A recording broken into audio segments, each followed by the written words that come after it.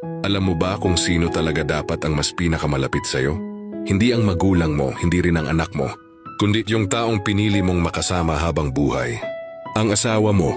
Oo, pinalaki ka ng magulang mo pero hindi sila ang tatanda kasama mo. At kahit gaano mo kamahal ang mga anak mo, darating din ang panahon na bubuo sila ng sarili nilang pamilya. Pero siya, yung partner mo, siya ang mananatili. Pag may sakit ka, siya yung nag-aalaga sa'yo. Pag pagod ka, siya yung unang kakampi mo.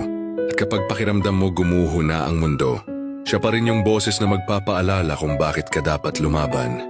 He or she is not just your partner. Katuwang mo siya sa lahat. Kasama mo sa tagumpay, sa iyak, sa mga tahimik na gabi na parang walang nakakaintindi. Siya yung tunay mong tahanan. At tandaan mo, ang partner mo, hindi mo man kadugo. Pero siya ang tinatawag nating kabiyak.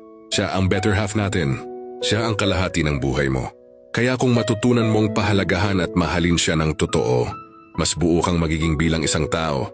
Kaya kung minsan nakakalimutan yung pahalagahan ng isa't isa, huwag kayong magtaka kung bakit parang lumalayo ang loob niyong dalawa.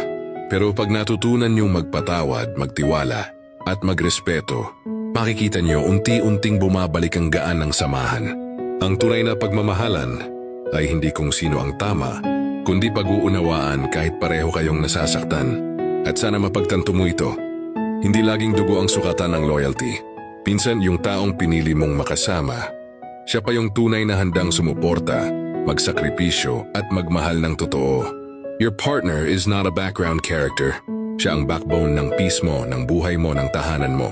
Di siyempre huwag kakalimutan lagi ang Panginoon, na siyang unang-una sa lahat. Dahil kung hindi dahil sa Kanya, hindi ka mabibiyayaan ng mabuting asawa at ng pag-ibig na totoo. Kaya sana ay mapagtanto mo ang nais iparating ng mensaheng ito.